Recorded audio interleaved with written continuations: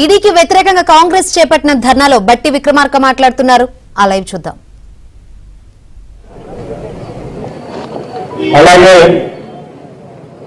అఖిల భారత Congress committee senior member doctor Vamshi Chandra Reddy గారికి, నా తోటి మంత్రివర్గ సహచరులు మిత్రులు శ్రీధర్ బాబు గారికి, మరో మంత్రివర్గ సహచరులు కొండా సురేఖ గారికి, అట్లాగే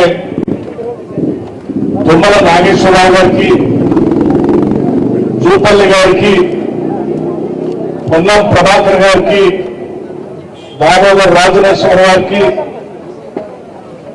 సంపత్ కుమార్ గారికి, మధు ఎస్టీ గౌడ్ గారికి, బలరాం నాయక్ గారికి,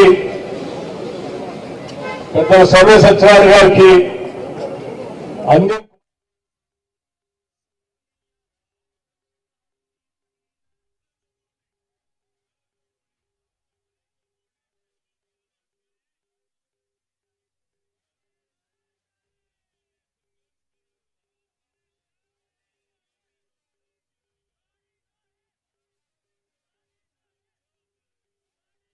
కాంగ్రెస్ కమిటీ కానీ లేకపోతే ఆనాటి స్వాతంత్ర సంగ్రామ చరిత్ర దేశంతో వివరించినటువంటి నేషనల్ హెరాల్డ్ పేపర్ ఈరోజు వీళ్ళిద్దరి సందేశాన్ని దేశవ్యాప్తంగా చేరిస్తే మన బతుకులలో మనం ఈ దేశంలో పుట్టరోజులు ఉండవని చెప్పి ఈరోజు భారతీయ జనతా పార్టీ భయపడి ఇటువంటి తప్పుడు కేసులు పెట్టి ఉడతూ ఊపుడు ఊపటం కోసం ప్రయత్నం చేస్తా ఉంది.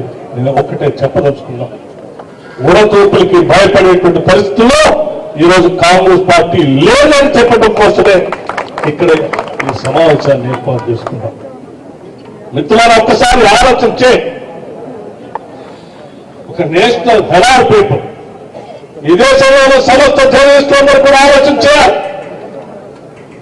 ఈ దేశం కోసం పెట్టినటువంటి పత్రికలో పనిచేస్తున్నటువంటి వేలాది మంది జర్నలిస్టులకి స్వాతంత్రం వచ్చిన తర్వాత అందులో పనిచేసేటువంటి వారికి జీతాలు ఇవ్వలేనటువంటి పరిస్థితిలో ఆ పత్రిక ఉంటే అందులో పనిచేసే వాళ్ళని కాపాడటం కోసం, అందులో పనిచేసే వాళ్ళకి జీతాలు ఇవ్వడం కోసం, లేదా ఆ పత్రిక నడుపుతున్నటువంటి కార్యాలయాలు కరెంటు బిల్లులు కట్టాలనే పరిస్థితిలో ఉంటే ఆ కార్యాలయాన్ని నడపడం కోసం, ఇది దేశం కోసం పనిచేసినటువంటి పత్రిక, దీన్ని కాపాడాలి, ఇందులో పనిచేసేటువంటి వాళ్ళు త్యాగమూర్తులు వాళ్ళందరూ కూడా జీతాలు ఇవ్వాలనేటువంటి ఒక ఉన్నతమైనటువంటి ఆలోచనతో ఆనాటి కాంగ్రెస్ పార్టీ ఒక నిర్ణయం తీసుకొని ఆ పేపర్లో పనిచేస్తున్నటువంటి వాళ్ళకి జీతాలు ఇవ్వడానికి, కరెంటు బిల్లులు కట్టడానికి కాంగ్రెస్ పార్టీ రూపాయలు చందా వేసి వచ్చినటువంటి డబ్బుతో